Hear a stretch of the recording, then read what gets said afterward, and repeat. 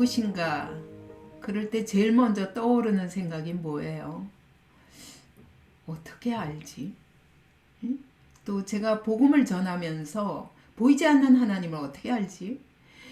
또 복음 전하면서 가장 받는 질문이 뭐냐면, 아니 그러면 복음을 못 들은 옛날 사람들은 어떻게 구원받지 못하면 너무 억울한 거 아니에요? 그러면서 뭐 하나님이 이거 성경이 하나님의 말씀이다. 그러면 아니 그러면 어느 나라 말로 주셨어요? 그럼 그거 번역할 때 다 지멋대로 할 거 아니에요? 설교하는 사람도 다 지멋대로 할 거 아니에요? 이렇게 얘기해요. 근데 어떻게 믿어요? 이게 하나님의 말씀이라고?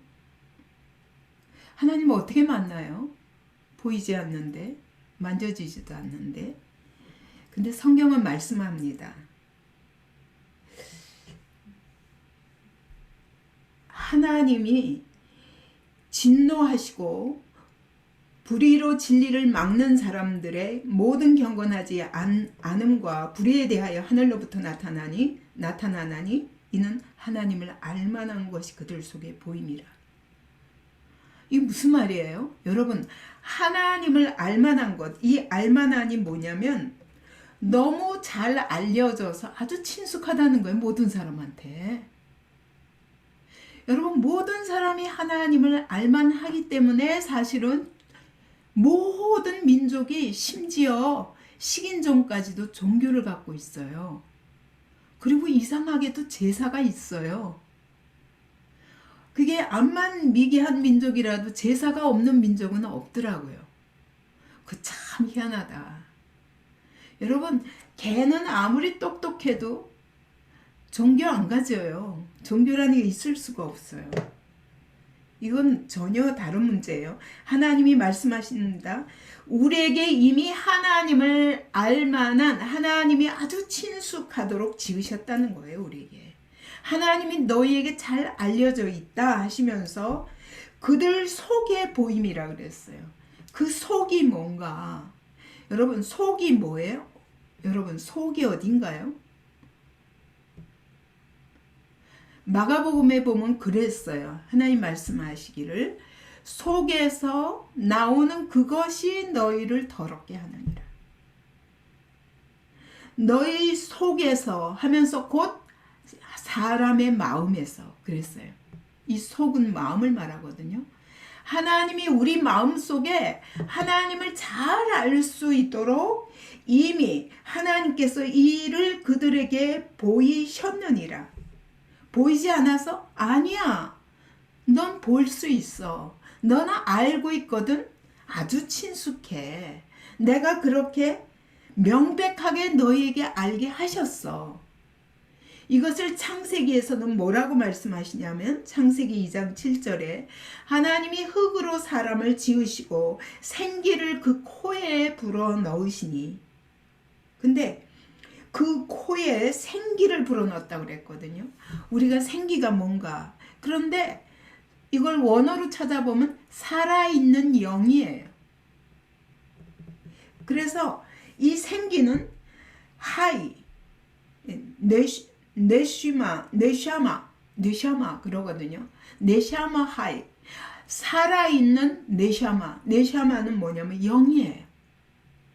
근데 이걸 또 다른 말로 하면은 숨이에요. 그래서 살아있는 영이 뭐냐? 하나님의 숨이에요. 그죠? 하나님의 호흡을 불어넣으셨대요. 그것이 뭐냐? 하나님이 흙으로 육체를 지으시고 우리 영에 하나님의 살아있는 영을 불어넣으셔서 비로소 리빙 소울이 됐다는 거예요. 살아있는 영이 생명이 되니라. 여러분, 인간은 원래 하나님이 지으실 때부터 하나님을 잘 알 수 있도록 하기 위해서 하나님의 영을 불어넣으셨어요. 오늘도 우리가 아무리 머리로 하나님을 알아도 안 돼요. 여러분의 속에서 이 살아있는 영이 역사하실 때 비로소 하나님을 알게 돼요. 우리가 이 하나님의 영을 받지 않으면 육체밖에 없어요. 그래서 생각도 육체로 하고 감정도 육체로만 느끼고 모든 삶을 그냥 다 이거. 그렇기 때문에 행동도 전부 육체로만 해요. 근데 내 마음속에 어떤지는 전혀 모르는 거예요. 여러분, 이것이 영적 존재라는 뜻이거든요.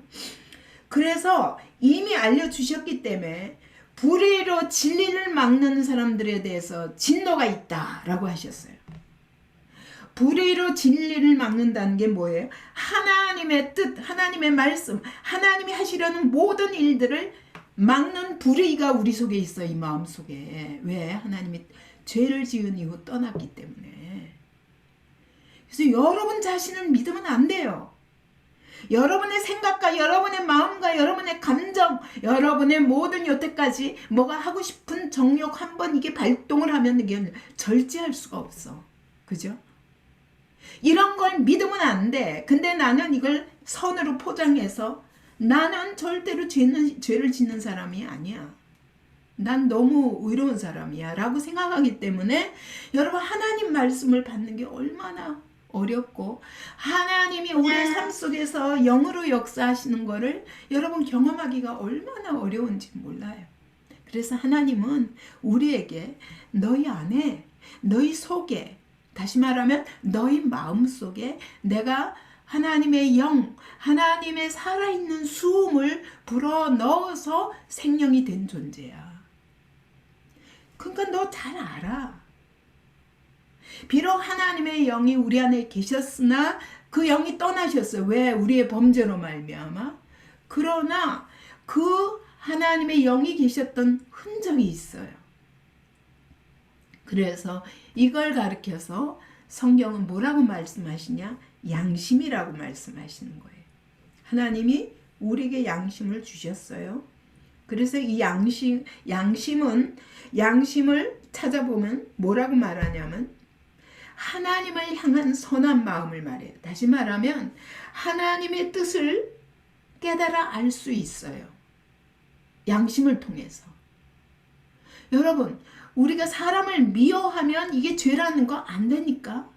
사람을 죽이면 죄라는 건 본능적으로, 본성적으로 알게 되어 있어요. 그리고 죄를 책망해요. 그렇기 때문에 로마서 2장에 보면은 이방인도, 하나님을 모르는 이방인도 본성은 타고난 성품으로 율법의 일을 행해요. 하나님의 뜻대로 살게 된다고요. 정상적으로 남자와 여자가 사랑을 하고 결혼을 하고 정상적으로 애를 낳고. 근데 요즘은 어때요? 성을 내가 정할 수 있다는 거 아니에요? 여러분, 그래서 이제는 큰일 났어요. 미국이 뭐 엄마 아빠라고 부르면 안 돼요. 애들도. 왜냐하면 남자 엄마도 있을 수 있으니까. 여자 아빠도 있을 수 있으니까. 여러분, 이게 정상입니까? 이게 보통 양심을 가진 사람은 이게 틀렸다는 거 알잖아요. 근데 아는데 이걸 거꾸로 가는 거예요. 그래서 하나님도 마찬가지예요. 모든 사람이 하나님을 알만한 양심을 하나님이 우리 속에 주셨어요. 하나님이 아주 친숙해요. 왜?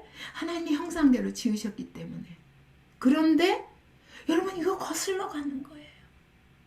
그렇기 때문에 하나님의 진노가 불의로 진리를 막는 사람들의 그 경건하지 않음과 불의에 대하여 반드시 진노가 하늘로부터 나타날 것이다 라고 심판을 선포하시는 거예요. 내가 너희에게 이미 양심을 통해서 하나님을 알고, 그 다음에 이 양심은 뭐냐? 여러분, 선악을 판단할 수 있다는 거예요.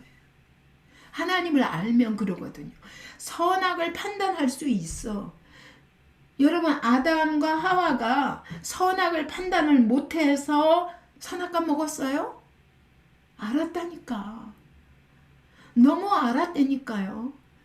그런데 먹었어요. 오늘도 마찬가지예요. 여러분, 하나님을 몰라서가 아니다 라고 말씀하시는 거예요. 너희 안에 하나님을 향한 선한 뜻을 찾아가고자 하는 마음, 악을 미워하고 선을 사랑할 수 있는 마음, 하나님이 누구신가? 더 알고 싶고 더 알고 싶은 마음 하나님이 이미 너희 속에 주셨다는 거예요. 너희 속에 있다는 거예요. 그런데 왜 막냐? 왜 진리를 막아? 왜 선을 막냐? 심판이에요. 그래서 심판이 있는 것입니다. 저는 요즘 시대를 보면서 너무 가슴 아픈 거예요.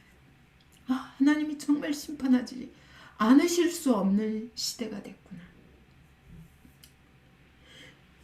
이 존 비비어 목사님의 친구도 그랬어요. 이 사람이 얼마나 지독한 골수 무신론자인지, 그냥 무신론, 하나님이 없다. 근데 그 안에 양심이 없냐? 있다는 거예요. 하나님이 없다 하는데 어느 정도로 하나님을 증오하냐면, 여러분 성경책을 주면 성경책을 찢어버리고 밟아버리고 모욕하고 이렇게 저주까지 하던 사람이었다고요. 그럼 그 사람은 양심이 어떻게 된 거지? 양심이 마비된 거예요. 여러분 우리도 그렇죠. 악을 한번 행할 적에는요, 양심이 계속 찔려요. 근데 2번 하고 3번 하고 4번 하고 이거를 10번 100번 계속 하다 보면요, 양심이 마비돼요. 요즘 여러분 미국에서 난리 났잖아요. 예, 비밀 문서들을 해제했더니 이놈의 전 대통령들이 다 동성애자에다가 양성애자에다가 그 정도가 아니라 인신매매인데, 그 인신매매도 어린아이들을 데려다가 성욕의 도구로 삼고 그리고 죽여서 불에 태워서 제사를 드리는 거예요. 이런 것에 가담한 사람들이 오늘날 온 세계의 지배권을 붙잡고 있어요. 미국이 이게 트럼프 대통령이 딱 안 되게 되니까 온 유럽 안에서 지금 지도자들을 바꾸고 있어요. 왜 그러냐 자세히 알아보니까 이게 무슨 일인가 했더니, 여러분 이제는 글로벌리스트들이 온 세계를 장악하고 그리고 원월드를 향하여 가는구나. 그리고 그 사람들이 등장하는 거예요 지금. 근데 여러분 이건 양심이 마비된 거지, 원래 그 사람들에게는 양심이 없어서 그런 게 아니라고요. 그러니까 이 골수 무신론자였던 존 비비어 목사님의 친구도 그렇게 난리를 하고 하나님을 대적하고 예수 믿는 자들을 막 저주하고 하던 사람이 갑자기 어느 날 너무너무 심하게 가슴이 아파가지고 병원에 갔더니 당신은 오늘 안에 죽는다. 이게 결론이에요. 24시간도 안 남았다. 그때 이 사람이 내가 지옥 가겠구나 느꼈다는 거예요. 아니 그러면 어떻게 갑자기 이렇게 이게 살아날 수 있어요? 원래 있었다고요. 근데 그걸 계속 막고 있었다고요. 무엇이? 내 고집과 내 악한 의도들이 계속 자기 생각에 속아서 세상이 나에게 심어준 갖가지 더러운 가치관에 속아서 마비된 상태로 살다가, 여러분 인간이 최악의 상황, 내가 살지 죽을지 결정할 수 없는 순간에는 이게 다 찔리더라고요. 그래서 이 사람이 이건 내가 이렇게 영원한 그 지옥까지 갈 수는 없다라는 걸 알았다는 거 아니에요. 그래서 그랬는데 그날 밤 그는 죽었고 정말 지옥까지 가게 된 거예요. 근데 하나님이 갑자기 살리셨어요. 그가 살아났을 때 무조건 자기가 그렇게 박해했던 그리스도인 친구를 찾아서 나에게 복음을 좀 가르쳐 달라고 그랬어요.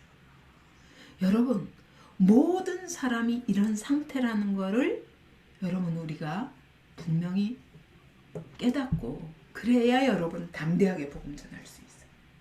불신자들이 뭐라 그러면 금방 그냥 주눅이 들어가지고 입을 딱 닫고 아예 그냥 피하고, 그건 얼마나 우리가 모르는지. 하나님에 대해서도 내가 모르기 때문이고, 인간의 죄악성, 하나님이 우리 인간을 원래 만드신 형상이 어떤 모습이었는지도 그걸 모르기 때문에 우리가 세상을 무서워하는 거예요. 모든 사람의 양심에, 여러분, 이미 하나님이 하나님을 알만한 마음을 주셨다고 말씀하시는 거예요. 그래서 고난이 필요한 거예요. 하나님이 때로는 우리에게, 사랑하는 자녀에게도 고난을 주실 수밖에 없는 것은, 고난이 아니면 이렇게 하나님을 대적하고 끊임없이 자기 고집으로 그러던 것이 가난해질 수가 없어요. 그러다 보니 하나님을 안 찾을 뿐만 아니라 하나님을 대적하는 자리까지 가요. 여러분, 이것이 인간의 이게 죄성이라는 거 알아야 돼요. 그래서 여러분, 사실은 하나님을 몰라서가 아니라, 저도 생각해보면 왜 그렇게 어려서부터 신을 찾았는지 몰라요. 근데 신을 알 방법이 없어. 나에게 누가 가르쳐주지도 않고. 그래서 내가 하나님의 신의 입장에서 생각해보니까 이 더러운 인간들을 상대할 필요도 없다. 저는 그렇게 생각했어요. 하나님에 대해서, 하나님은 이 세상을 심판하는 게 혹시 계시다면 심판하시는 게 당연하고, 그 다음에 이 사랑하실 가치도 없다. 그래서 나는 인생 자체가 저주받은 인생이라, 허무한 인생, 살 가치가 없는 인생이라고 이렇게 생각했던 거예요. 그래 지독한 비관론에 빠졌었죠. 아니, 어린아이가 뭘 알아요? 누가 가르쳐주지도 않고, 불신자 집안에, 끊임없이 그냥 제사나 드리고, 이런 우상 숭배 집안에서 태어난 내가 그 신은 신이 아니라고 생각했어요. 참신이라면 그런 신은 아니다라고 생각했으니까. 어떻게 알았어요? 제가 성경을 읽으면서야 비로소 눈이 떴어요. 왜요? 전에 내가 상상해보지 못한 그 신이 친히 말씀하신 거예요. 성경에. 근데 내가 이분이 그분인가는 좀 찾아봐야 돼서, 그래서 당신이 정말 살아계시면 나 만나달라고 그렇게 기도했던 거죠. 이렇게 생각해보면 그것이 사실은 너무너무 오랫동안 막연하게 신이 없으면 신을 모르기 때문에, 계신지 안 계신지도 모르겠고, 신이 계신다 할지라도 우리가 진리를 모르기 때문에 우리에게는, 인생에는 답이 없다. 그래서 인생은 살만한 가치가 없다라고 생각했었거든요. 근데 성경을 만나니까 막 가슴이 벌렁벌렁 뛰고, 왜 그런지 몰라. 이해해서가 아니야. 근데 이거는 뭔가 초월적인 존재가 말씀하시지 않으면 사람으로서는 할 수 없는 말이라는 걸 알았어요. 이제 그게 성경 한 번을 쫙 훑고 나니까 그냥 딱딱 찔려서 오는 구절들이 있었어요. 그게 첫 번째가, 태초에 말씀이 계시니라. 이 말씀이 곧 하나님이시니라. 그가 없이는 된 것이 없어. 그 안에 생명이 있어. 그 생명이 사람들의 빛이야. 하는데 그때 이제, 지금 내가 성경을 읽고 있는데 이렇게 일어나는 현상이 내가 주님을 만나고 있는 거구나. 하나님을, 신을. 왜? 하나님 말씀이시니까. 그러면 이 말씀은 하나님처럼 대해야 되겠다 하고 더 읽다 보니까 나중에 히브리서 4장 12절에서 하나님의 말씀은 살았고 운동력 있어 좌우의 날선 어떤 검보다도 예리하게 우리의 혼과 영과 관절과 골수를 찔러 쪼개느니라. 그러면 만물이 그분의 눈앞에 벌거벗은 것까지 드러나느니라. 깜짝 놀랐어요. 지금 이 현상이구나. 내게 일어나는 현상. 그때부터 이제 막 이분을 찾기 시작한 거예요. 그럼 부활하셨으면요, 어디 계세요?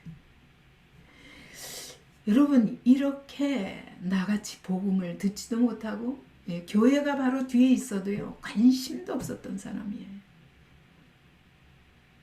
거긴 다 이상한 데인 줄 알았어요.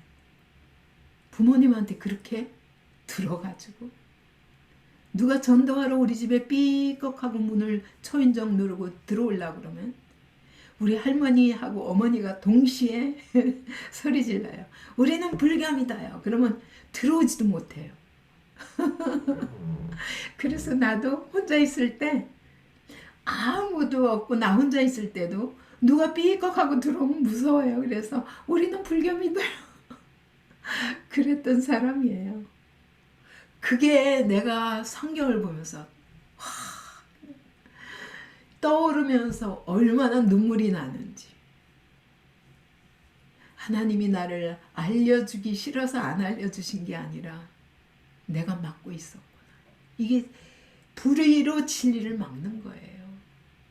근데 여러분 안타까운 것은 오늘 하나님 앞에까지 나와서도 하나님이 아무리 말씀하셔도 안 들어.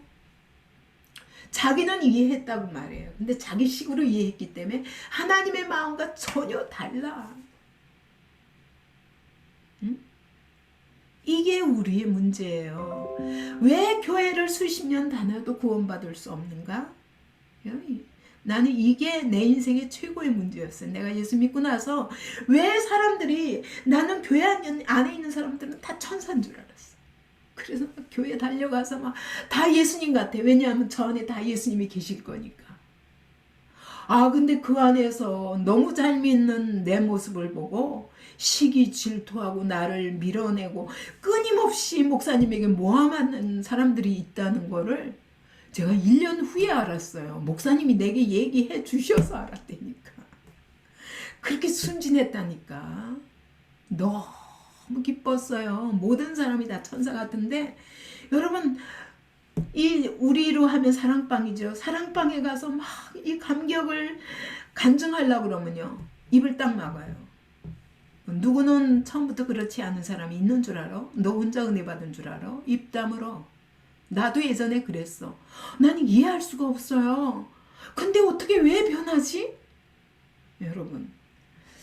그것 때문에 나는 그때부터 복음의 본질에 대한 고민을 시작했던 것 같아요. 그냥 교회 다니는 것 가지고 난 만족할 수가 없었어요. 여러분 하나님의 말씀을 귀로 듣고 나 혼자 느끼고 즐기는 것 가지고 나는 만족할 수 없었어요. 저 사람들은 왜 그럴까? 수많은 세월 교회 안에 있는데 나중에는 그래요. 나는 신학교 나왔어. 넌 신학도 안 했는데 왜 해? 그러니 어떤 목사님은 자기 마음대로 내가 안 움직여진다고 복음 전하는 걸 막았어요. 그래서 교회 안에서 교사를 하는데 너무 아이들이 변화되는 것을 시기 질투하는 사람이 저를 끝내 교사직에서 끌어내렸어요. 여러분 이런 일들은 나의 초신자 시절부터 있었고 목사가 되고 나서는 여러분 이단이라고 또 난리하면서 막는 목사들로 나는 40년을 살았어요. 그래서 여러분 하나님이 그분이 누구신가? 왜 이걸 사람들이 모르나? 왜 교회 안에 들어와서 하나님의 진리의 말씀을 듣고 있으면서도 왜 진리가 내 것은 안 되는가? 그래서 왜 삶 속에서 이 구원의 능력과 축복을 못 누리는가? 하나님은 오늘도 끊임없이 나 같은 초신자에게도 찾아오셔서 이렇게 선명하게 나타내 주시는데 왜 저들은 수십 년 돼도 이분을 못 만났을까? 이게 나의 최대의 관심이었어요. 그래서 새 생명이 시작된 거예요. 그것도 하나님이 지금으로부터 한 30년, 25년, 30년 전부터 저에게 네가 전하는 복음을 글로 써라 그러셨거든요. 그거를 20년 전에 시작하게 되었고 이 교회가 내 교회가 생기니까 그렇지요. 어떤 교회 가도 내가 복음을 전하고 그런 목사님들이 싫어하시기 때문에 입 다물 수밖에 없었거든요. 여러분 그래서 저는 여러분 우리 교회 안에 있는 성도들에 대해서 저는 늘 어떤 관점으로 보냐? 하나님의 관점으로 봐요. 지금 저 사람이 말도 그럴듯하게 하고 여러분 여러 가지 신앙의 겉모습을 볼 적에는 허물이 없는 것 같은데 여러분 말씀을 듣고 때로는요 말씀을 자기가 자기 입으로 선포도 해요. 근데 사실은 그 내용이 뭔지는 모르기 때문에 자기 삶에서 누리지는 못해요. 이런 모습을 너무 많이 보면서 어떻게 하면 깨울까? 정말 저 사람이 오늘 죽으면 천국 갈 수 있을까? 항상 이런 관점으로 봐요. 그 직분도 상관없어요. 하나님과 여러분과의 관계입니다. 그 하나님이 누구신데 내가 모르는데, 여러분 알고자 하게 돼 있다고요. 하나님이 계시다는 걸 느끼고 그분이 오늘도 살아계시다는 걸 느끼는 사람은요, 어떻게 하면 더 알까? 그러지. 내가 안다라고. 여러분 저는 지금도 그래요. 하나님, 전 정말 더 가까이 주님 만나고 싶어요. 더 가까이 알고 싶어요. 내가 때로는 혹시 하나님의 마음을 오해하지 않을까? 거기에 대한 두려움이 있는 사람. 주님 앞에 가는 날까지 그럴 거예요. 왜? 내가 아는 것은 너무 작은 것 같아. 그래서 저는 누구의 설교든 다 열심히 들어봐요. 그에게 혹시 내게 없는 것, 내가 깨닫지 못한 것, 그거 알고 싶어서. 여러분, 우리는 하나님이 누구신지까지는 아는데 많은 시간은 걸리지만 하나님에 대해서 매우 친숙한 사람들이기 때문에 여러분, 하나님을 찾지 않는 것, 여기 문제가 있는 거예요. 찾지 않는다는 게 여러분이 생각할 적에는 나 하나님 안 믿어. 그거 가지고가 아니라 여러분 교회 안에 들어와서도 끊임없이 내 안에 하나님을 알고자 하는 그 소원이 없다면 여러분 그건 문제예요. 하나님은 우리에게 분명히 우리 양심 속에 하나님과 아주 친숙한 지식을 주셨는데, 친숙한데 예를 들면 계신 것 같아. 제가 어려서 그랬던 것처럼 계신 것 같아. 근데 그분이 누구시지? 근데 알 길은 없어. 찾고 싶어. 그래서 나는 갖가지로 찾았어요. 모든 종교, 심지어 불교에도 가봤고요. 천주교에도 가봤고요. 온갖 종교에 대해서 찾아봤고, 동양 철학가도 찾아가 봤어요. 나중에는 이것도 저것도 아니니까 철학책까지 공부해 봤어요.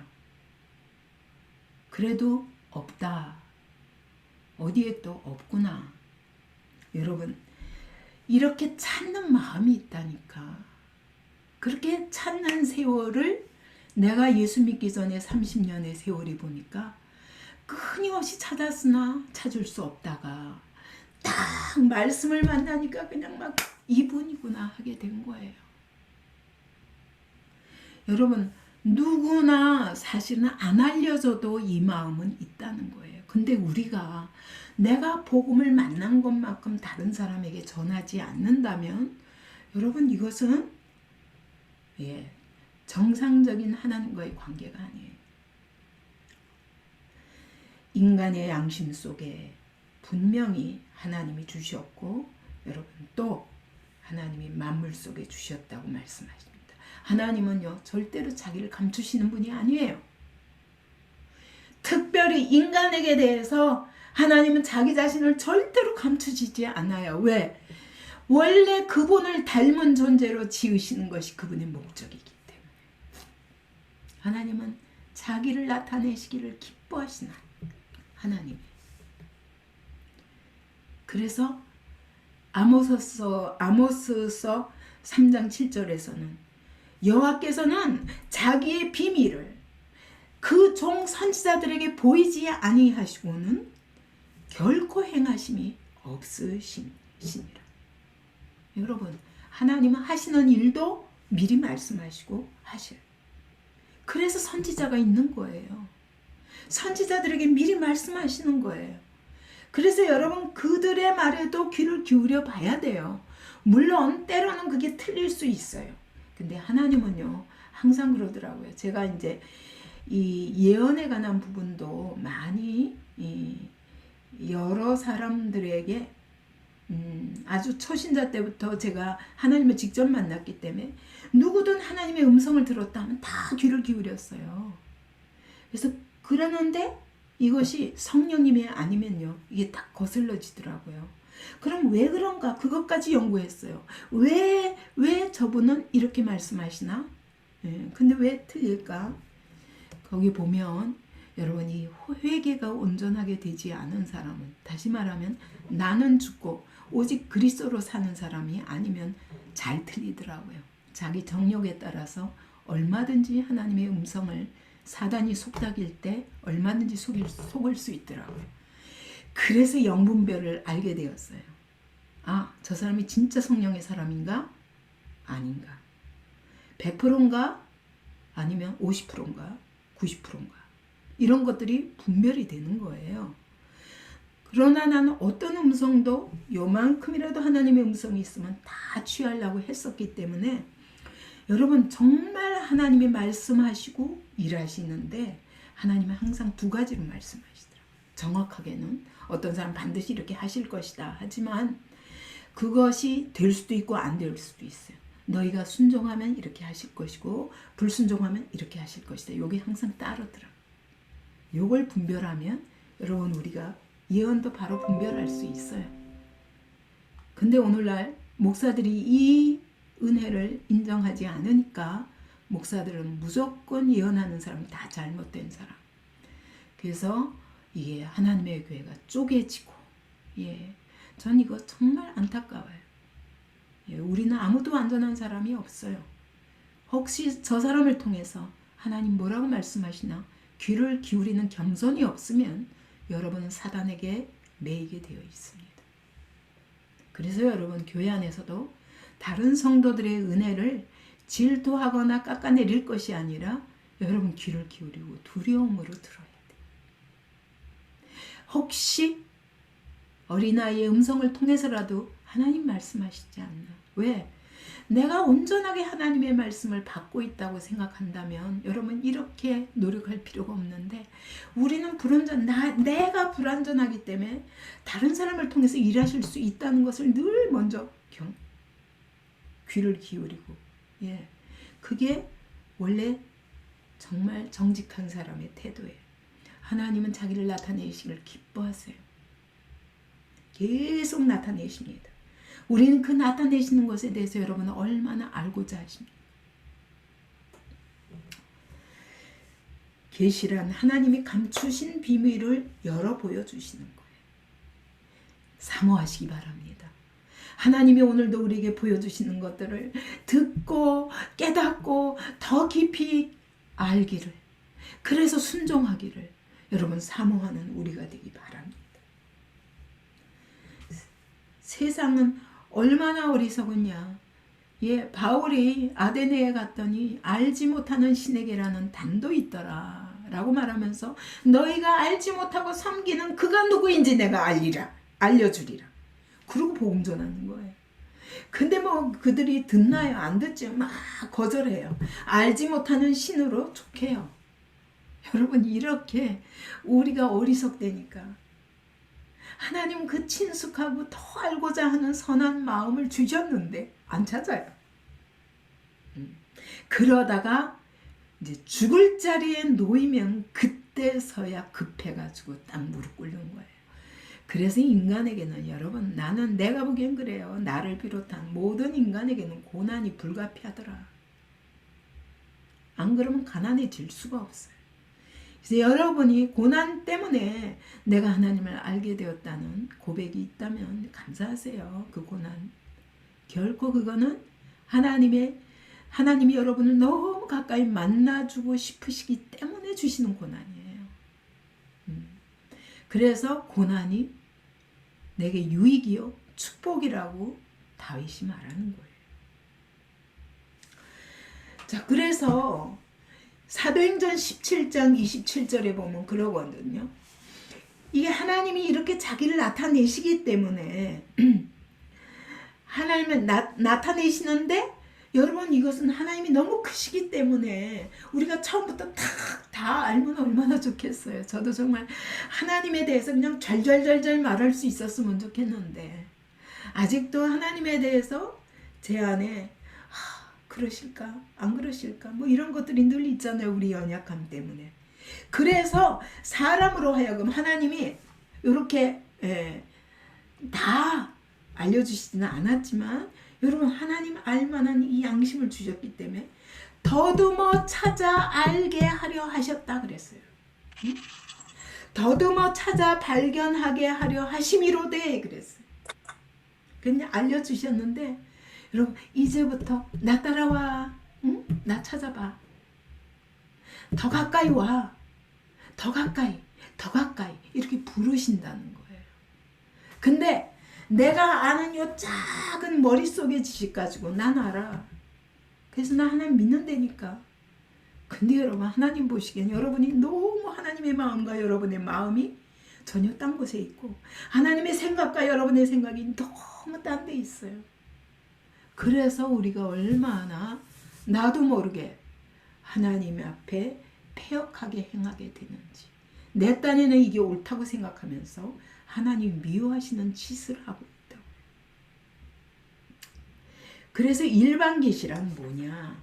보세요. 알지 못하는 신 하면서도 신이라고 부르잖아요.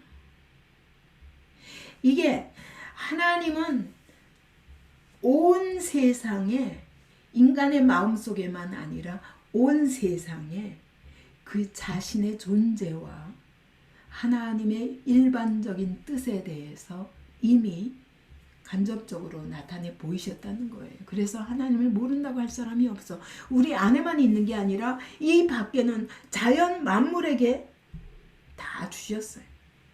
그래서 자연 지으신 만물을 보면 그 보이지 아니하는 그 하나님의 존재가 느껴지게 하나님의 지혜. 어떻게 하면 저렇게 정확하게 24시간 만에 다시 해가 뜨는가? 어떻게 정확하게 365일로 1년이 계속 돌아가게 되는가? 예? 어떻게 되면 낮에는 해가 뜨고 밤에는 사계절은 왜 있으며 예. 이 모든 것들에 대해서 우리는 일반적으로 모든 사람이 알아요. 그죠? 이거 모르는 사람 없어요. 그래서 밤에는 자고 낮에는 일어나고 또 새해가 되면 온 세계에 안 믿는 사람이든 믿는 사람이든 다 그냥 이제부터 새롭게 새해를 시작하기를 기원하는 기원제를 드리고 이래요.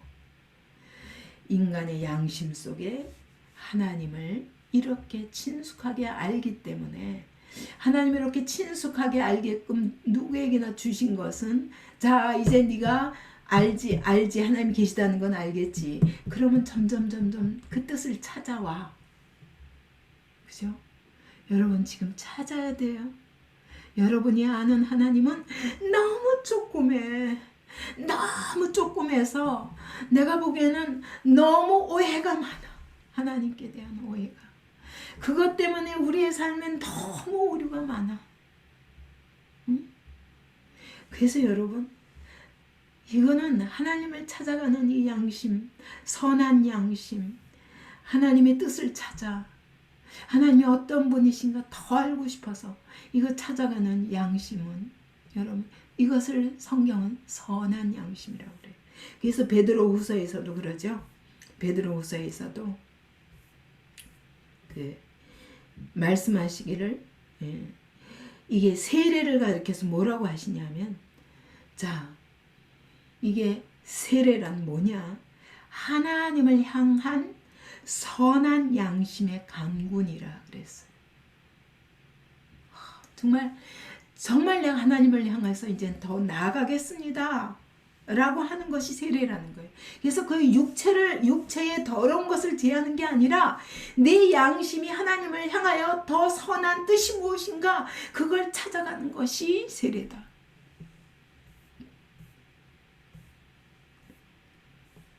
그래서 여러분 우리는 끊임없이 하나님의 뜻을 구하고 근데 여러분 그러십니까? 그거보다는 내 고집으로 하나님 이렇게 내 기도를 들어주시면 내가 하나님을 믿을게. 이렇게 해주시면 하나님이 살아계신 거고 이렇게 하시면 하나님이 날 미워하시는 거구나. 하나님이 나를 안 만나주시는 거구나. 내게는 은혜를 안 주시는구나 하고 딱 그냥 선을 그어버려요. 이거 얼마나 악한 데든지 몰라요. 정말 선한 양심은 하나님의 뜻이 무엇인가 하나님을 더 깊이 알기 위해서 끊임없이 찾아가는. 그래서 어떤 신학자는 하나님의 촛불이라고 그랬어요. 촛불이란 얘기는 그렇게 밝지는 않아. 지금 당장 밝지 않아. 희미해요. 그래서 이렇게 부으면 이렇게 비추면 고기만 보여. 그죠? 그러면 어떤 게 등불이냐? 하나님의 말씀 전반, 또 말씀이신 예수 그리스도, 말씀이 육신이 되어 오신 예수 그리스도. 그죠? 그래서 정말 예수 그리스도를 만나야지 하나님의 뜻이 선명해져요. 그래서 신구약 전체가 주제가 예수라고 그랬죠. 예수가 누구신가? 그게 성경이에요. 그래서 여러분 성경 전체를 봐야 돼요. 예수님을 더 알기 위해서 깊이 연구하고 찾아야 돼. 그래서 영생이란 무엇인가? 하나님과 나 예수 그리스도를 아는 것이 영생이니라. 여러분 아는 만큼 여러분은 영생을 누릴 수 있습니다. 하나님이 내 안에 이렇게 주셨을 뿐만 아니라 자연 만물에도 주셨습니다.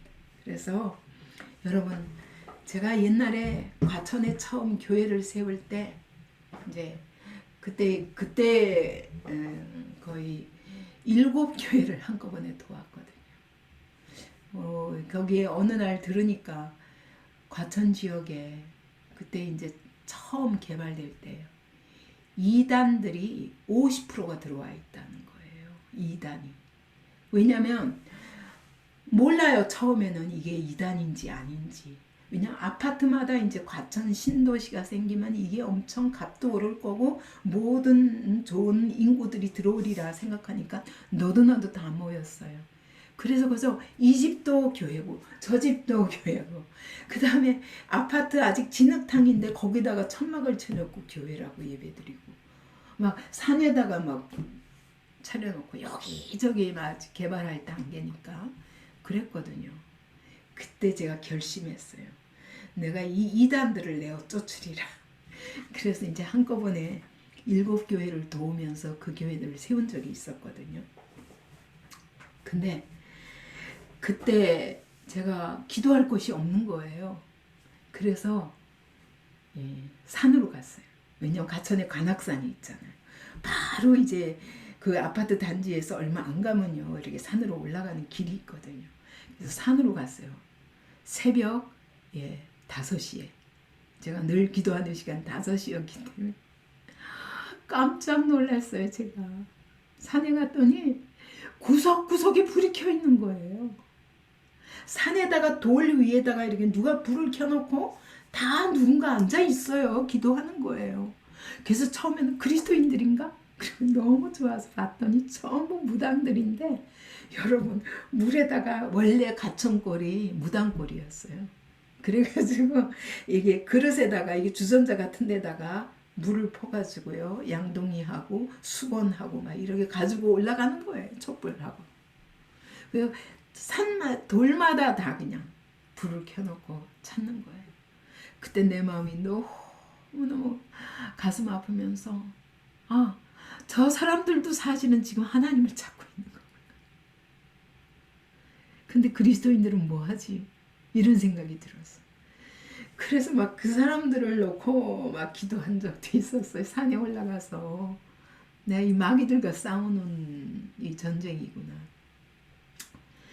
그래서 내가 얼마나 많은 사람들이 저 사람들이 너무 불쌍한 거예요. 물 하나 떠놓고 그걸 재물이라고. 그리고 어떤 신의 가호를 바라는 그들이 너무 불쌍해 보였거든요. 왜 그러냐? 여러분 산에 산신이 있고 바다에는 바다신이 있고 하늘에는 해신이 있고 달신이 있고 별신이 있고 막 온갖 신이 다 있는 거예요. 그들 자연 만물을 보면서 하나님의 초월하신 능력을 느낄 때 그들은 자기 나름대로의 신을 만드는 거예요. 오늘도 마찬가지. 저는 오늘도 교회 안에 와 있는데 다 제각각 자기 하나님이야. 하나님의 뜻이 무엇인가는 상관없어. 내 하나님이 따로 있어. 누구 말도 안 들어요. 그래서 내가 생각하는 하나님, 그죠? 네. 우리 양문실 씨도 그랬었잖아. 그죠? 그래서 그냥 열심히 섬기고 그냥 열심히 헌금도 내고 그냥 그것으로 내가 하나님 앞에 할 것을 다 했다고 생각했는데 하나님은 사랑하는 딸아, 제발 나를 알아. 나를 알아라. 나를 찾아라. 네. 우리 양문실 씨가 말씀이 귀가 뚫리도록 들리기까지 몇 년 걸렸잖아요. 그죠? 2년 걸렸죠. 1년 반, 2년 걸린 것 같아. 그죠? 예, 처음엔 되게 답답했잖아요. 그죠? 말씀 놓고도 정말 이게 안 깨달아지고 막 안 받아지고 막 이거 어떻게 답답하게 이런 신앙생활을 하냐 이렇게 생각했는데 지금은 정말 어마어마하게 바뀐 거잖아요. 그죠? 여러분 우리가 이렇다고요. 하나님을 느낀다고요. 알아도 여러분 하나님을 이 일반 계시 가지고는 사실은 하나님을 온전히 알 수 없어요. 그죠? 그래서 하나님이 특별 계시를 따로 주신 거예요. 자, 자연 만물만 아니라 그러니까 다윗도 그랬잖아. 저 하늘이 하나님의 영광을 선포하고 저 궁창이 그리고 저 날은 날에게 하루하루 지나갈 때마다 날은 날에게 복음을 전하고 계속 하나님의 말씀을 지식을 전한다는 거예요. 그의 소리가 온 땅에 이 말씀이 세상 끝까지 저 해까지 달려가시는도다 막 이랬어요. 그는 해도 보고 모든 걸 보면서 하나님을 느끼는데 하나님이 곧 말씀이라는 거 알았어요. 그래서 그의 소리, 그의 말씀, 그의 지식 이렇게 말하는 거예요. 하나님이 어떤 분이신가? 그는 말씀을 통해서 만났기 때문에. 그래서 여러분 이 말씀이 내 영혼 안에 비칠 때 그때 비로소 이 생명이 사람들의 빛이라 그러는 거예요. 여러분 예수님의 생명이 그 하나님의 영이 살아있는 영 그 영이 생명의 영이 내 안에 들어오실 때 비로소 이 말씀이 깨달아지면서 여러분 이것이 사람들의 빛이라. 다시 말하면 내 마음에 그 정말 하나님이 우리의 마음속에 양심은 주셨지만 희미한 촛불과 같았는데 말씀이 들어오니까 쫙 빛이 선명한 빛이 비치는 거예요. 예수 그리스도. 예. 여러분 이렇게 되기를 사모하시기 바랍니다. 여러분의 영혼이 정말 이 하나님을 더 선명하게 만날 수 있도록 세 번째로 하나님이 일반 계시를 통해서 나타나시는 게 역사예요. 예. 지난번에도 말했지만 그 프러시아 대제가 있었는데 프레드릭 대제라고 있었는데 이 프러시아는 옛날의 독일 제국이에요. 이 독일이 지금보다 훨씬 컸거든요. 그 북부 유럽까지 다 차지하고 있었거든요. 그 왕은 그 나라는 기독교적인 나라였어요. 그래서 모든 왕궁에 궁중 목회자가 따로 있었어요.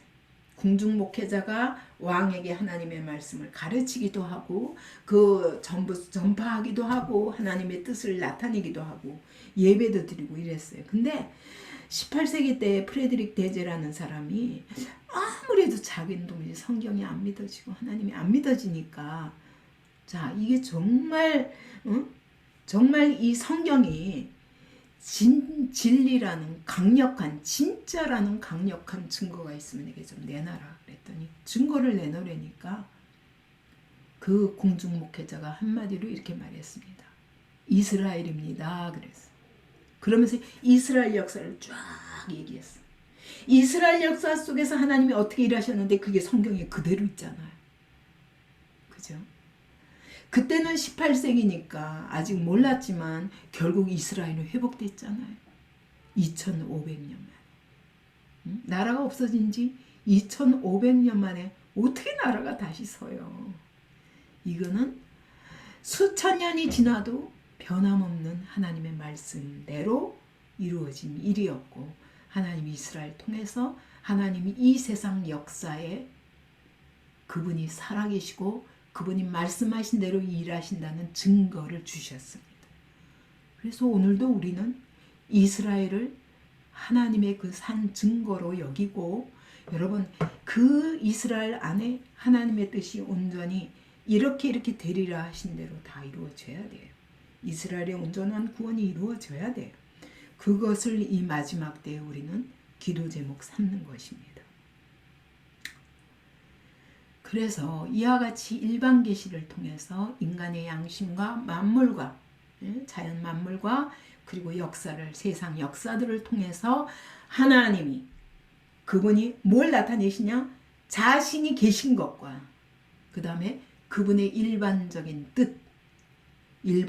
뜻은 결국은 우리의 삶 속에서 그분이 뭘 원하시는가, 이거 다 나타내셨다고.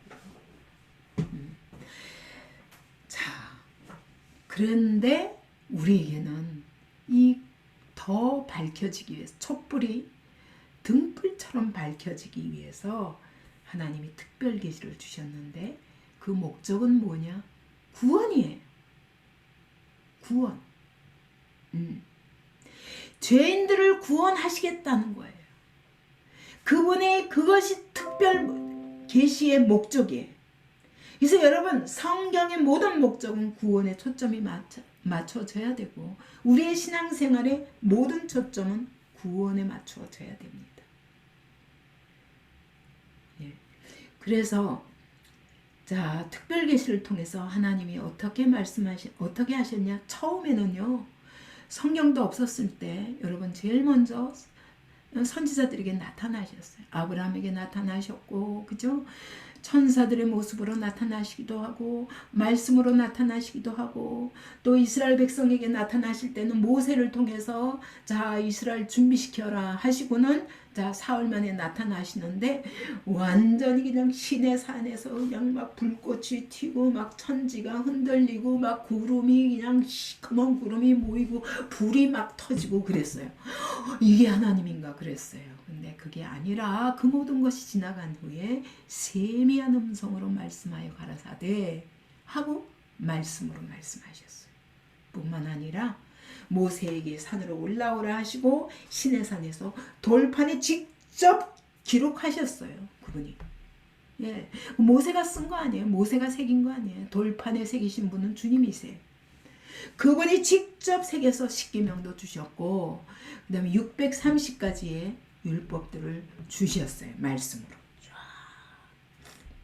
그래서 여러분, 처음에는 하나님이 나타나셨어요. 각 사람에게. 근데 대부분 환상으로, 천사로 이렇게 나타나실 수 있지만, 그러나 말씀으로 나타나셔서 그 말씀으로 나타나신 것을 기록하신 것이 성경입니다. 그죠? 그래서 이제는 그것이 기록되어서 오늘 나에게까지 3500년 전에 기록된 그 성경이 오늘 내 손에까지 왔어요. 하나님은 이 성경을 통해서 자신의 뜻, 그분의 마음, 우리를 향한 사랑, 우리를 향한 계획, 온 세상의 구원, 이거에 대해서 아주 구체적으로 길을 나타내 보여주셨어요. 여러분, 하나님을 알아간다는 건 바로 이 성경을 알아가는 거예요. 말씀이신 하나님을 알아가려면 여러분 말씀을 통해서 그분을 알지 않으면 정확하게 아는 게 아니에요. 근데 대부분이 제가 보기에는 감정적인 은혜, 아니면 지식적인 은혜, 여기에 머물러 있어. 아니면 내가 아는 하나님, 이게 전부야. 여러분, 내가 아느냐 모르냐, 이 내가 알고 있는 것은 여러분 거짓이라는 걸, 왜냐하면 워낙 거짓으로 딱 똘똘 묻혀둔 사람이 말씀을 통해서, 하나님의 특별 계시를 통해서 나의 생각과 뜻과 모든 것이 다 바뀌기 전에는 여러분 정확한 게 아니에요. 여러분이 아는 하나님. 제가 제일 답답한 게 그래요. 내가 체험한 하나님으로 딱 묶여 있는 거. 그게 아니라 성경이 말씀하시는 하나님, 그분을 알고자 하시기 바랍니다. 그래서 하나님이 성경을 주시면서 하시는 말씀이 디모데후서 3장 15절 17절 보면 어려서부터 성경을 알았나니 이 성경은 능히 너로 하여금 이 디모데에게 하나님이 어려서부터 할머니와 어머니를 통해서 성경을 주셨는데 아버지는 비록 헬라인이지만 이것은 구원에 이르는 지혜가 있게 하였느니라. 여러분 구원에 이르는 지혜 이게 성경이에요. 근데 이것은 또 어떤 방법으로 우리에게 말씀하시냐? 교훈하시고 책망하시고 바르게 하시고 의로 교육하시면서 그죠? 뭘 해라 하지 마라. 근데 내가 하지 말라는 거 하거나 하라는 거 하지 않으면 우리가 성경을 읽을 때 뭘 느껴요? 책망을 받게 돼요. 그리고 책망을 받다가 바른 길을 발견하게 하세요. 또 그죠? 그래서 우리는 성경을 통해서 내 생각을 내가 잘못 가던 길도 끊임없이 돌이키며 회개하며 길을 찾아가야 돼요. 그죠? 이게 오늘 우리의 묵상이잖아요. 그죠? 성경 공부고. 근데 그 정도가 아니라 그게 의로 교육이 돼야 돼요. 아주 그때그때 맨날 고치기만 해. 근데 어느 날 내가 말씀을 안 봤어. 그럼 또 원점으로 돌아가서 내 습관과 이게 나오는 거예요. 그래서 하나님은 완전히 의로 교육하기를 원하세요. 다시 말하면 하나님의 말씀으로 우리가 완전히 훈련되기까지. 훈련. 예. 그래서 저는 이제 앞으로 이 훈련에다 모든 초점을 둘 겁니다. 여러분이 어떻게 하든 여러분의 뇌 자체가 훈련을 받아야 돼요. 이게 뇌가 처음부터 고장난 뇌라니까 온갖 쓰레기로 꽉 차 있는 뇌를 거기서 다 제거할 건 제거하고 채워야 될 것으로 바로 채우는 데까지 평생 걸린다고요. 저도 해가는 중이니까 지금도. 예. 그렇게 해서 뭘 만드는 게 그분의 목적이냐? 하나님의 사람으로 온전케. 응? 그 얘기는 뭐냐? 사람이 온전케 되는 거예요. 여러분의 인격, 여러분의 성격, 여러분의 됨됨이. 하나님은 먼저 하나님의 사람을 만드는 걸 원하세요. 여러분이 일하는 거 원하시는 게 아니라 교회에서 내가 이런 일 하니까 괜찮아, 저런 일 하니까 괜찮아. 그게 아니라 여러분 일하는 것보다 하나님 먼저 하나님의 사람이 되어라. being. 인간이 뭐예요? human being이에요. human doing이 아니라. 그래서 여러분 내가 먼저 사람으로 온전하게 되며 그 다음에 그렇게 해서 온전한 사람이 돼야 하나님과의 관계가 온전하게 돼야 그 다음에 모든 선한 일을 행할 능력을 갖추게 하려 합니다. 내가 사람이 먼저 돼야 돼. 사람이 된다는 건 지정의가 고쳐지는 거예요. 생각이 고쳐져야 돼. 이 삐뚤어진 감정이 고쳐져야 돼. 그리고 의지적인 삶. 내가 행동하는데 내가 늘 결정하는 스타일이 있다니까. 그죠 여러분? 각 사람이 자기가 늘 선택하는 스타일이 있어요. 근데 그것까지 이게 습관까지 고쳐져야 돼. 그래야 여러분 그 다음에 선한 일을 할 수가 있어. 이렇게 된 사람이라야 하나님이 쓰신다고. 그래서 하나님의 일은 하나님이 나를 쓰시는 거지 내가 하는 게 아니에요. 그래서 여러분이 먼저 하나님의 사람이 되기를 사모하시기 바랍니다. 그래서 이제 성경은 주셨어. 이거는 언제부터? 3500년. 예수님이 오시기 1500년 전부터 성경이 있었어요. 그죠? 근데 어느 날 지금으로부터 2000년 전에 말씀이 육신이 되어 우리 가운데 오셨어. 이제는 우리가 성경을 아무리 물론 하나님의 감동으로 된 것이기 때문에 하나님의 감동이 아니면 이 성경을 바로 깨달아 알 수가 없어요. 그죠? 근데 바리새인과 서기관처럼 너무 열심인데 성령을 안 받았어. 그죠? 12제자들도 너무 열심히로 예수님과 함께 살고 3년 반 동안 정말 주님의 기적과 이사도 봤는데도 여러분 성령을 안 받으니까 어때요? 전혀 딴 생각해. 그러니까 베드로가 자기 열심으로 막 주여, 주님은 절대로 그 길 가실 수 없습니다. 했더니 사단아, 예수님이 뒤로 보며 이 사단아, 네가 하나님의 일은 생각지 아니하고 사람의 일만 생각하는다. 여러분, 제자라도 성령 받지 않으면 사단의 짓을 하게 돼요. 오늘 우리도 마찬가지예요. 성령 한 번 받았다고 된 게 아니라 날마다 성령께 나를 복종시키지 않으면 사단의 행동을 하게 된다니까. 그래서 예수님이 안 돼. 우리는 이래도 안 되고 저래도 안 되는 사람이야. 가르쳐줘도 안 되고 보여줘도 안 되고 만나줘도 안 되고 안 돼. 뭘 바꿔야 되냐? 이거 속을 바꿔야 돼. 이 속을.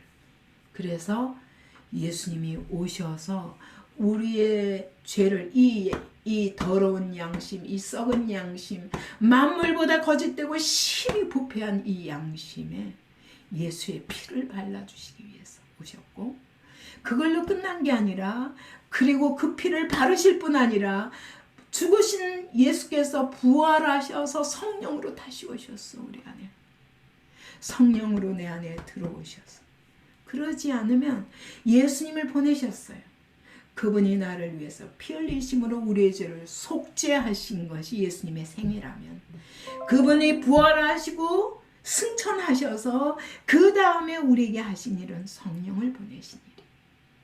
그래서 오늘 우리 안에 성령님이 오셔야 너희가 권능을 받고 예루살렘과 땅끝까지 이르러 내 증인이 되리라. 증인은 어떤 자냐? 목격자예요. 현장 목격자가 증인이에요. 그죠? 그래서 법정에도 서는 증인은 현장 목격자만 설 수 있어요. 그죠? 자, 그래서 성령님이 오시지 않으면 여러분은 현장 목격자가 될 수 없어요. 그렇기 때문에 예수님을 전해도 헛소리 전한다니까. 살리지 못하는 거예요. 여러분, 성령으로 인하여 권능을 받고 현장 목격자가 되기를 여러분 기도하세요. 그래서 이런 사람이라야 내 삶에 정말 성령께 온전한 복종을 할 수 있어요. 복종할 때 하나님이 내 삶 속에서 살아 역사하세요. 이게 증거가 되는 거예요. 여러분, 그렇지 않으면, 제가 처음 교회 갔을 때 저를 그렇게 박해하던 사랑방장 내가 말만 하면 화를 내요. 내가 너무 주님을 사랑해가지고 주님 사랑해요. 주님 사랑해요. 난 이거 맨날 이거를 처음에 이 고백을 안 하고는 기도를 못했어요. 초신자 때 그냥 주님을 사랑하는 마음이 너무 커가지고 그랬을 뿐인데, 그리고 기도 끝나면 막 화를 내요. 네가 뭔데 하나님을 사랑하냐고. 하나님이 너를 사랑하신 거지. 아니, 나는 이해할 수가 없는 거예요. 나 사랑한다니까. 그래서 이건 진짜 내가 잘못된 건가? 이렇게 고민을 할 만큼 제가 핍박받았다니까. 예. 네, CCC 가서도요. CCC 회장단 거기에 어떻게 남편하고 이제 같이 가게 됐어요. 막 핍박하더라고요. 아, 진짜 너무 놀랐어요. 그래서 난 여기 이런 데 가면 다 믿음 좋은 사람들인 줄 알았대. 그게 왜 그러냐?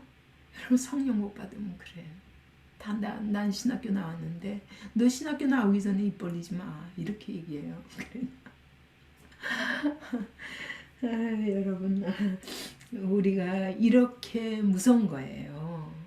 우리가 예수를 믿는다 하지만 정말 성령으로 말미암아 하나님의 마음이 내 안에 쏟아 부어지고 내가 그 성령님만 쫓아가는 삶을 살기 전에는 여러분, 말씀을 바로 깨닫기 어려워요. 내가 머리로 아는 거, 그것은 매우 부분적인 거예요. 그래서 권능이 없어요. 예.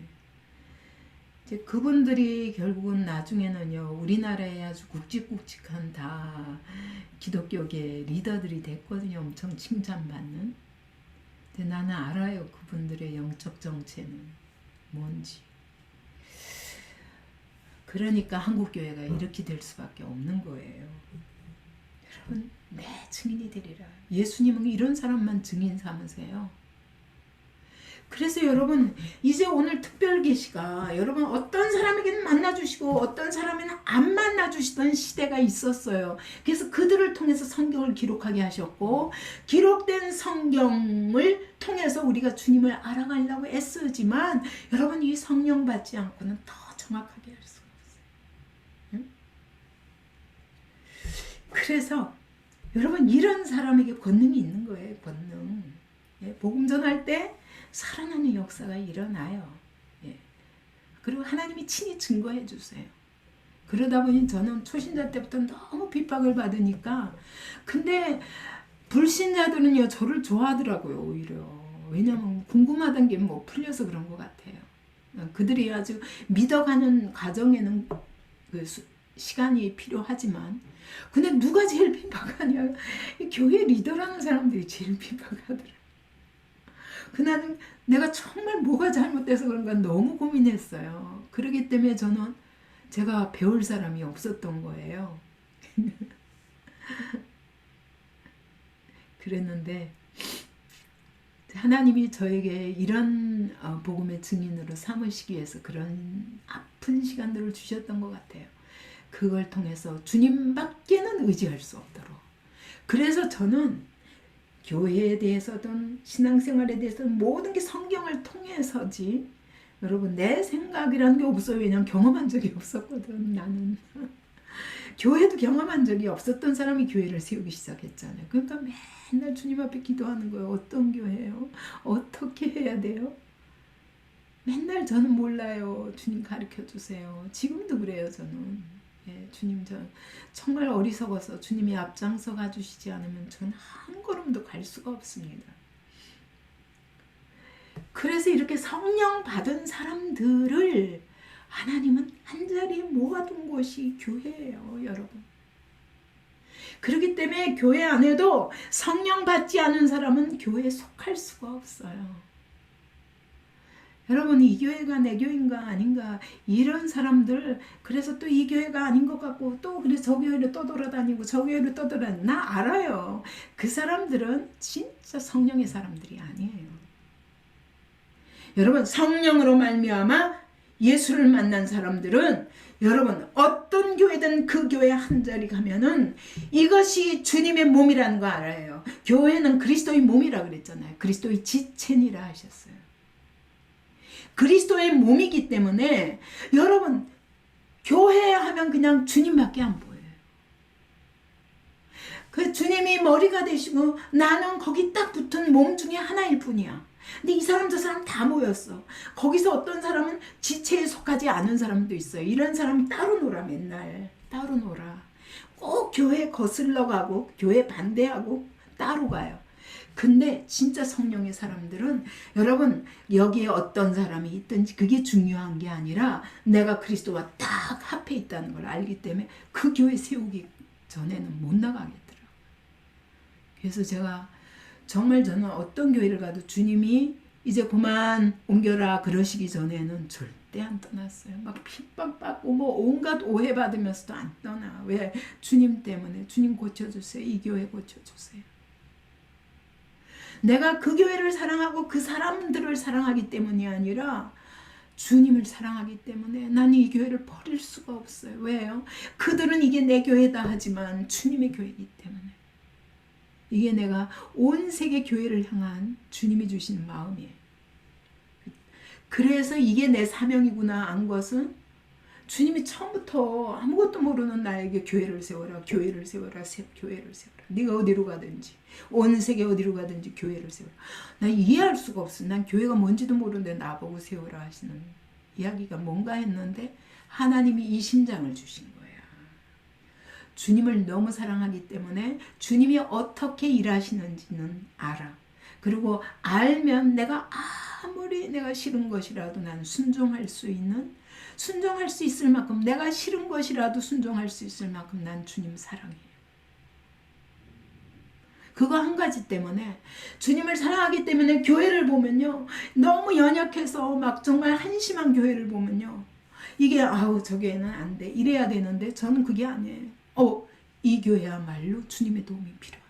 주님, 제가 이 교회를 섬기겠습니다. 이 교회 세울 때까지 도와주세요. 이래서 가는 곳마다 교회를 세운 거예요. 여러분, 왜 이 땅에서 여러분 우리가 육으로 육신의 몸을 입은 예수를 볼 수는 없어요. 그죠? 이 땅에 어디서도 예수가 살아계신 것을 볼 수 없어요. 볼 수 있는 것은 어디냐?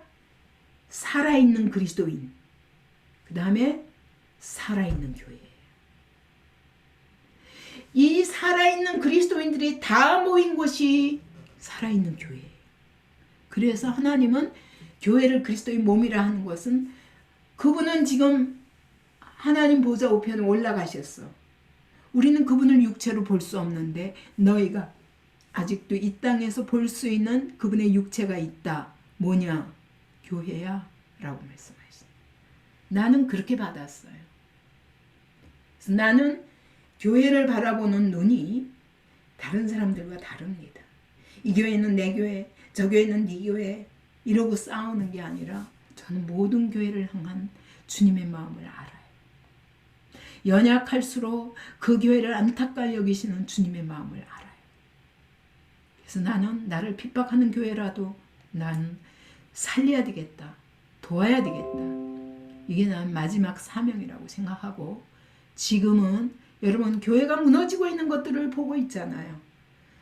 지금 미국이 난리 났잖아요. 이번에도 취임식 하면서 목사라는 사람이 어떻게 기도했어요? 에이멘 하고 나서 에이멘이 한 남자라고 생각하니까 에이 우먼 그러고 끝났어요.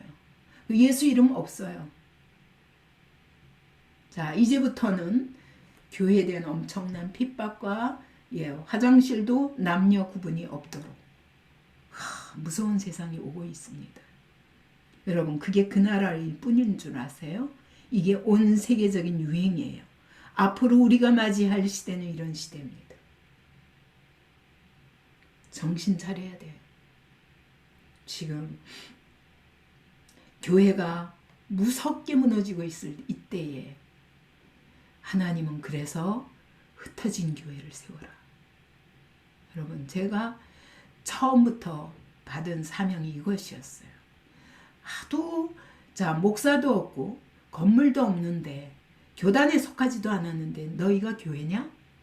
저는 집에서부터 교회라고 해서 세운 게 아니에요. 사람들이 모이니까 주님은 교회라고 하셨고 다른 사람들 보기에도 이게 교회같이 보였지. 그죠? 근데 하도 핍박받으니까 주님, 저는 이런 모습으로 일하고 싶지 않아요. 내가 언제 교회 세우려고 그랬어요. 근데 주님이 말씀하신 거였어요. 북경교회 처음 세울 때 말씀하셨어요. 초대교회가 가정교회를 시작한 것처럼 마지막 때가 되면 가정교회로 끝나리라. 그 일을 위하여 내가 너를 세웠다 라고 하셨어요. 근데 저는 정말 제가 이런 시대를 볼 줄 몰랐어요. 그때만 해도. 지금 20몇 년이 지난 지금 여러분 온 세계가 가정교회로 돌아가야 된다. 근데 가정교회를 어떻게 세우냐? 가정교회 리더들을 어떻게 세우냐? 이러고 있어요. 근데 하나님이 제게는 그동안 이거 준비시키셨구나. 더빅교회는 이것을 위한 준비였구나.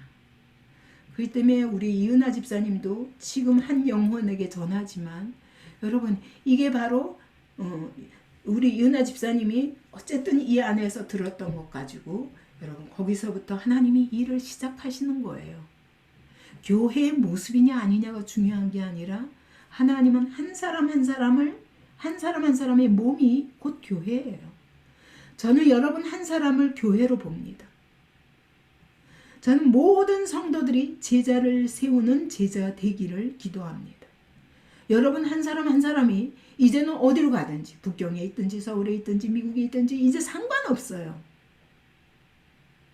여러분 있는 그 자리에서 여러분의 집이 하나님의 집이 되어서 거기서 한 영혼 불러다가 살리는 일을 해야 됩니다. 고 목사님도 앞으로의 목회가 절대로 이제처럼 계속 모여서 뭘 하고 여기에다 목표 두면 안 돼요. 그래서 내가 오히려 우리에게는 이것이 하나님이 더 큰 문을 여시는 기회다라고 내가 처음부터 그랬죠. 이 팬데믹이 와서 이런 어려운 상황이 있을 때 중요한 거는 내가 곳곳에 가서 영혼을 살리는 살아있는 영을 전할 수 있는 그런 복음으로 준비되는 것이 중요해요. 그래서 여러분 한 사람 한 사람이 나는 우리 성도들의 집 하나하나가 다 교회가 됐으면 좋겠어요. 거기 몇 명이 모이냐는 중요한 게 아니에요. 처음엔 여러분의 가족부터 시작해도 돼요. 지금은 그럴 수밖에 없는 시대가 됐어요. 앞으로는 기독교가 모양으로 나타나면 당장 죽일 겁니다. 예, 그런 시대가 왔어요. 그런데 우리는 이렇게 여러분이 있는 자리에서 복음을 전하면 이 교회는 대단한 교회가 되는 거예요. 하나님께 내가 그러면 주님 제가 알았습니다. 저는 12명만 세울게요. 그랬더니 그러면 12명만 세우는데 뭐하러 교회가 필요합니까? 그랬거든요. 그랬는데 주님은 그러시는 거예요. 자, 네가 12명을 세웠는데 그 12명이 또 다른 12명을 키운다면은 그러면 144명이야. 근데 144명이 또 12명을 키운다면 그 다음부터는 100단위가 아니라 1000대 이상으로 가. 쫙 내가 계산을 해봤어요. 그때. 그랬더니 어마어마한 숫자인 거예요. 아, 주님이 이걸 원하시는구나. 여러분, 오늘 여러분은 하나님을 알 수 있도록 하나님이 특별 계시를 주셨습니다. 성경의 수많은 선지자들, 저는 뭐 성경 읽을 때 그랬어요. 아브라함 이야기를 들을 적에는 내가 아브라함이 돼가지고 그것이 아브라함과 하나님과 나누는 대화인데 나하고 하나님과 직접 나누는 것 같아. 내가 아브라함이 되어가지고. 또 다윗 이야기 들을 적에는 내가 다윗이 돼가지고 하나님과 내가 직접 막 대하는 마음으로. 그래서 성경에 있는 그 수많은 선지자들이 저 얼마나 고마운지 몰라. 그들이 한평생을 사는 삶을 통해서 내가 얼마나 많은 교훈을 받을 수 있는지 몰라. 그죠? 여러분, 우린 특별 계시 받았어요. 여러분, 몰라서 못한다? 그거 거짓말이에요. 알고 싶지 않은 거지. 내 사는 대로 살고 싶은 거지. 두 번째로, 여러분이 아무리 몰라도 여러분 성경을 통해서 이미 받았어요. 그러면 여러분 성경을 통해서 더 그분을 알아가기를 사모하시기 바랍니다. 근데 성경만 가지고는 안 돼요. 성령의 도우심 없이 성경이 깨달아지지 않으니까. 기록될 때부터 하나님의 숨으로 기록된 것이기 때문에 내가 하나님의 숨을 받아야 하나님을 마음으로, 하나님이 그 말씀하시는 하나님의 마음까지 알 수 있죠. 그죠? 이렇게 아는 것과 머리로 아는 것은 전혀 다른 거예요. 신학교에서 배운 머리로 아는 것과 내가 성령으로 말미암아 하나님과 마음과 마음으로 통하는 이 알음은 다른 거예요. 근데 그것도 다른데 여러분 교회를 통해서 아는 건 또 더 크게 다른 거예요. 왜? 수많은 성령의 사람들이 모여서 제각각 성령으로 말미암아 하시는 역사를 서로 보면서 나 하나 경험할 수 있는 것에서 이 사람 고선영 씨가 경험하는 하나님, 우리 이은하 집사님이 경험하는 하나님, 우리 양문실 씨가 경험하는 하나님, 우리 한 사람 한 사람의 하나님을 보면서 막 하나님이 얼마나 커지는지 몰라요. 그죠? 그래서 교회가 감격인 거예요. 여러분, 앞으로는 모일래도 모이기가 어려운 시대가 옵니다. 그러나 여러분, 이 성도 간의 교제가 얼마나 귀한가?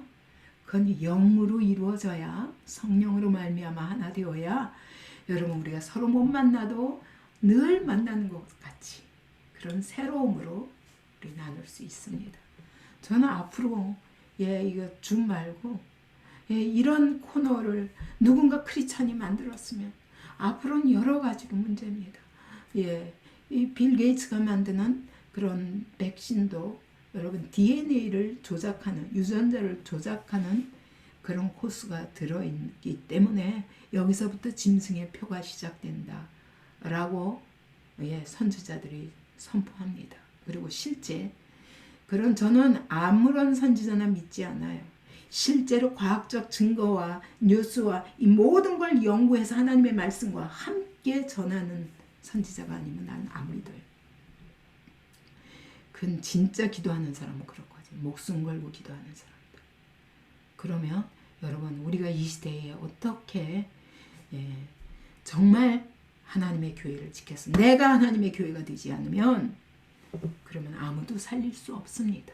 그리고 나 자신도 내 믿음을 지키기가 어렵습니다. 우리는 받을 거 다 받았어요. 그죠?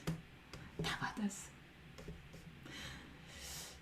그래서 이제 여러분 정말 이 하나님은 누구신가 이걸 지식으로가 아니라 여러분이 인격과 인격으로 그분을 만나시고 체험하시는 그런 시간들이 되시기 바랍니다. 그래서 내가 만난 주님을 또 다른 사람에게 전할 수 있는 사람들로 여러분이 준비되시기 바랍니다. 여러분 가까운 이웃부터 가까운 친척부터 이 복음 전하시기